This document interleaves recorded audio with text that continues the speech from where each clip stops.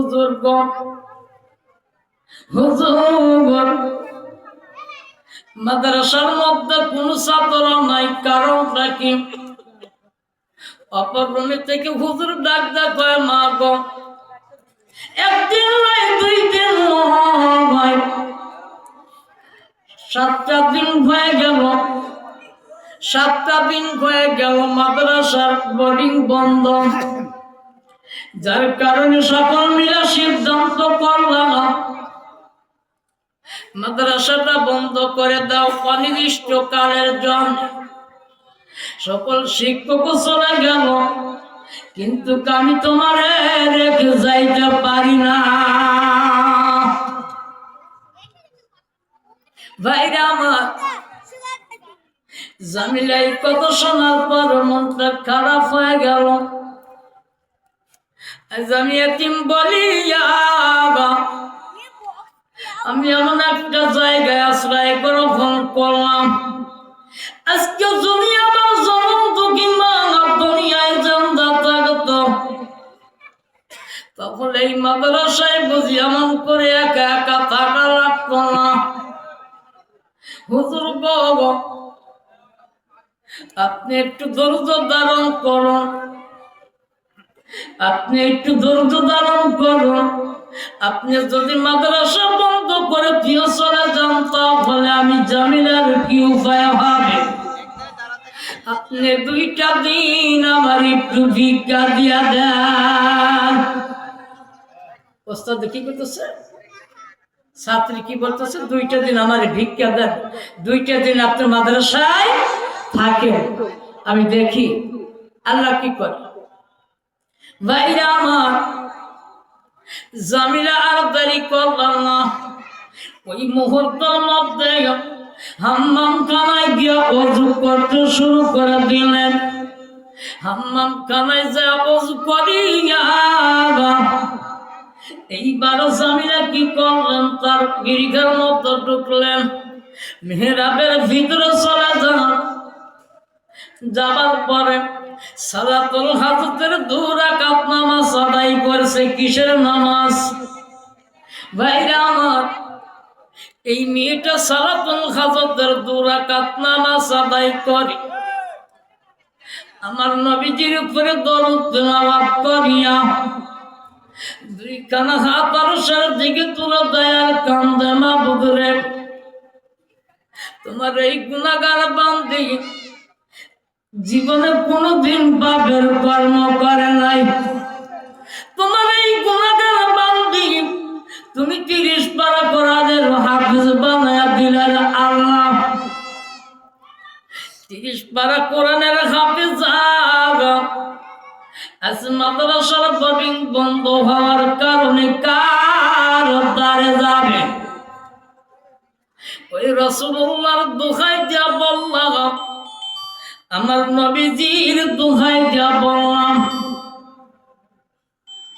আল্লাহ এই মাদ্রাসায় কোনদিন কার জন্য যেন খাবার গাছি পারে না।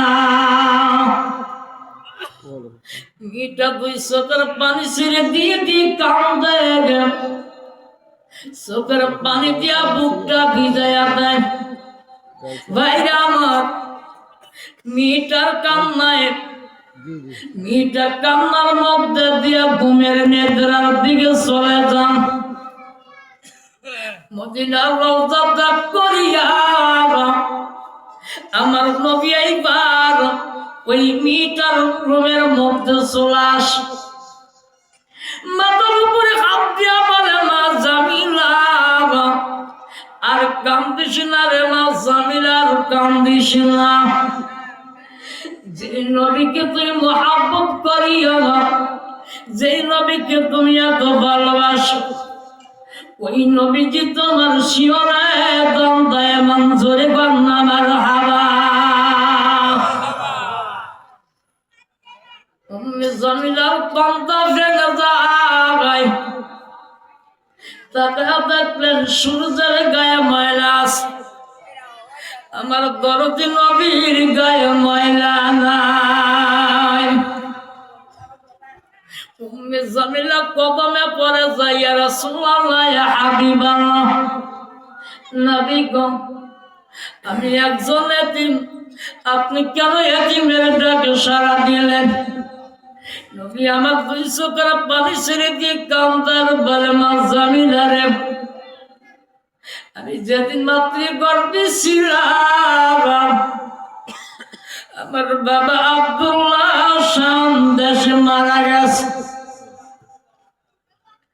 আমি জন্মভূমিষ্ঠ হওয়ার পর আমি যখন জন্ম নিয়েছিলাম 6টা বছরের কালে আমার বাবা কাজী আব্দুল্লাহ রওজা দেখার জন্য যখন আমি বাপ বললাম, আমার দাদা আব্দুল মুত্তালিব উম্মে আইমান দাসীকে সঙ্গে করে দিয়া আমার মা আমিনাকে শাম দেশে যখন আমার পাঠাইয়া দিলেন, শাম দেশে যাবার পর আমার মা দূর থেকে আমার বাবার কবরটা দেখাইয়া দেয়।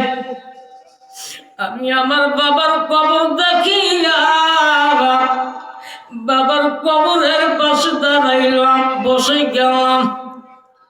বাবাকে ডাকতে বলি, বাবা আমি আপনার মুহাম্মদ, আপনার কাছে বরণের জন্য আসি নাই গো আব্বা, আপনার কাছে 10টা টাকার জন্য আমি আসি না ভাই, আপনি একটু মেহেরবানি করে উঠি আমাকে আপনার কোলের মধ্যে বসায়া দেন। মা জামিলা রে, আমি বাবারে ডাকতে ডাকতে এমন সময় উম্মে আইমান দাসী ডাক কয়, বেটা মুহাম্মদ রে, তুমি কিন্তু অল্প সময়ের মধ্যে মারে হারাইবা। আমি তাকিয়ে দেখলাম আমার মা জমিনের মধ্যে ধুলায় সজ্জায় পড়ে আছে। ও মা জামিলা, আমি দৌড়াইয়া মার কাছে চলে আসলাম। মার কাছে আসার পর আমি পাগলের মতো মার মা মা বলে ডাকতে শুরু করে দিলাম। আমার মা আমি মুহাম্মদের ডাকে আর কোনদিন সাড়া দিল না।